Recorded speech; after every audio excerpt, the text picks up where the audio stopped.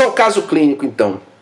Então, vamos lá. Um menino de 8 anos de idade é levado ao consultório devido a uma tosse crônica. A mãe diz que ele tosse com frequência ao longo do dia e também apresenta sintomas 2 ou 3 noites por mês. Isso tem sido um problema há cerca de 1 ano, mas parece piorar na primavera e no outono. Ele também tosse mais quando está andando de bicicleta ou jogando futebol. Foi tratado 2 vezes no ano passado contra a bronquite com antibióticos e antituxígeno, mas nunca parece melhorar completamente. Seu exame é normal, exceto para os pulmões que revelam sibiloaspiração. Você diagnostica-o com asma e prescreve um inalador de salbutamol.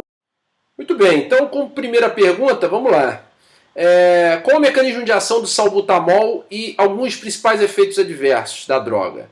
Salbutamol é beta-2 agonista, tá? Como o beta-2 interage com o receptor tem resposta à proteína G, é um receptor acoplado à proteína G, e proteína G inibitória. Então vai haver inibição clara da entrada de cálcio na célula, provocando broncodilatação, entre outras possibilidades de função dessa resposta e associação beta-2 com o receptor. Dos efeitos adversos principais, o mais descrito é tremor, tá? Porque o músculo esquelético é rico em receptor beta-2. Okay? Muito bem, uma segunda pergunta seria, se fosse utilizado um LABA, que é um agonista beta-2 de longa duração, como o formoterol, ele deveria ser associado a um corticoide? Por quê? Sim, ele deveria, porque o LABA ele pode mascarar numa crise aguda, se ele for utilizado, a inflamação ocasionada pela asma. O indivíduo vai sentir uma melhora, mas você não vai estar tratando a inflamação. Lembrando que a asma é uma broncodilatação, uma hiperreatividade, mas caracterizada por uma resposta inflamatória. Então tem que haver um anti-inflamatório associado a um LABA. Tá? E geralmente há fluticasona, budesonida, enfim. Muito bem. Como foi citado na parte da aula, eu comentei que há episódios de asma muito mais caracterizados à noite. E o pessoal que faz plantão sabe disso, né? Por quê? Porque você tem uma resposta vagal colinérgica maior à noite.